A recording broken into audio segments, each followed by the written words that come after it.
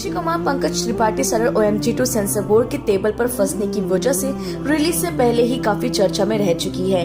Film देखते हुए sensor board के करवाए गए बदलाव साफ नजर आते हैं और ये कहने के फ्लो में थोड़े अटपटे भी लगते हैं, लेकिन फिर भी OMG2 थिएटर्स में जनता का मूड कंट्रोल करके रखने वाली फिल्म लगती है। 2012 में आई OMG में परेश रावल और अक्षय कुमार की जुगलबंदी ने जनता को पर्दे पर एक ऐसी कहानी दी थी जिसकी रिपीट वैल्यू बहुत तगड़ी थी। टीवी पर जब भी ये फिल्म आती है जनता इसे बार बार देखती है। OMG2 में कहानी पंकज त्रिपाठी के इर्द गिर्द घूमती है। पंकज इस मौके का बड़ा फायदा उठाते हैं और एक दमदार परफॉर्मेंस डिलीवर करते हैं। अक्षय का किरदार ट्रेलर में जितना मजेदार नजर आ रहा था, फिल्म भी वैसा ही है और कुछ मोमेंट्स में तो उनका नेचुरल चार्म उनके रोल को और ज्यादा जोरदार बना देता है। लेकिन इन दोनों के बीच में एक ऐसी कहानी है जो पर्दे पर देखने लायक है। ऐसा नहीं कि OMG2 में कोई कमी नहीं है, बल्कि बहुत है, लेकिन जो बड़ी बात फिल्म कहना चाहती है वो सारी चीजों के मुकाबले पर थोड़ी भारी पड़ती है। OMG2 में पंकज त्रिपाठी बने कांति शाह मृदुल भगवान महाकाल का पक्का भक्त। कांति उज्जैन के महाकालेश्वर मंदिर के बाहर प्रसाद चढ़ावे वगैरह की दुकान चलाता है। मंदिर के बड़े पुजारी गोविंद नामदेव की शरण में रहने वाले कांति एक सच्चे आस्तिक भक्त की सबसे ज्यादा आइडियल इमेज है।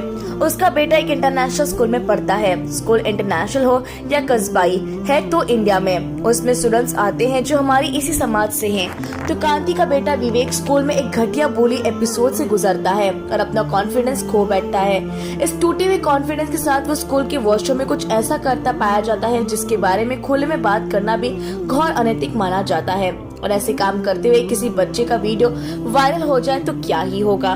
तो कहानी में वही होने लगता है। अब विवेक पूरे शहर में गंदा बच्चा डिक्लेयर हो चुका है। मोहल्ले पड़ोस से लेकर अपने पिता तक की नजर में अनैतिक घोषित हो चुके विवेक की डिग्निटी एकदम खत्म हो जाती है। इस स्टिग्मा में वो आत्महत्या तक करने की कोशिश कर लेता है।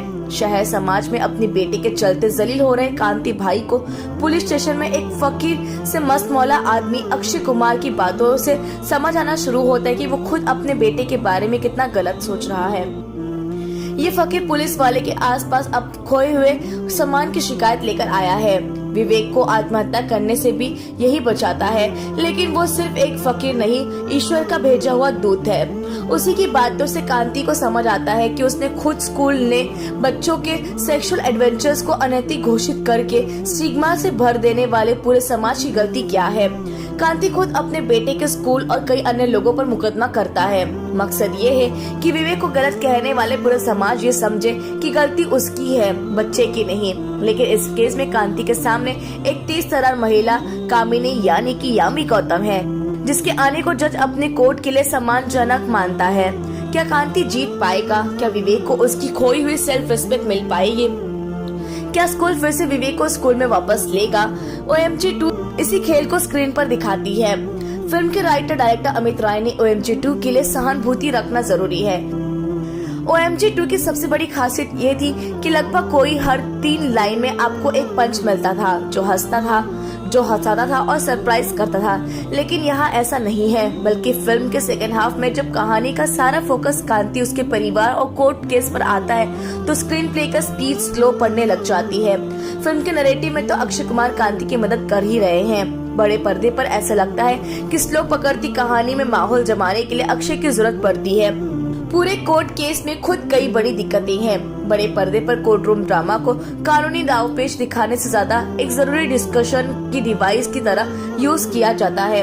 OMG2 में ये जरूरी बहस कई बार अपनी जगह से खिसक जाती है। जैसे विवेक के स्टिग्मा पर बात होने की बजाय भारत में काम शास्त्र के इतिहास पर पहुंच जाती है। पूरे कोर्ट केस में एक बार फिर से डिस्कस नहीं होता कि वॉशरूम में एक बच्चे का वीडियो बनाना और वायरल करना कितना बड़ा अपराध है।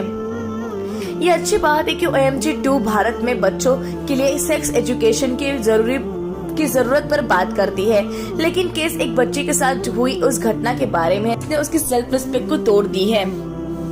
केस के बहाने सेक्स एजुकेशन की जरूरत पर बात होनी चाहिए, लेकिन नैरेटिव में केस कहीं बैक सीट पर चला जाता है। एक पॉइंट ऐसा भी आ जाता है जब कामिनी कांति से कह रही है वही स्कूल में सेक्स एजुकेशन पढ़ाने का सही तरीका बता दे।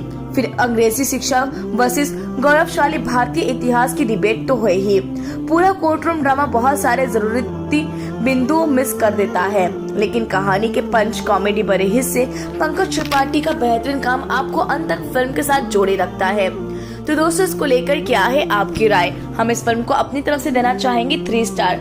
क्या आपने OMG 2 देखी है या फिर नहीं, और अगर देखी तो ये आपको कैसी लगी है, कमेंट सेक्शन में बताना बिल्कुल भी ना भूलें और हमारे चैनल को सब्सक्राइब करें।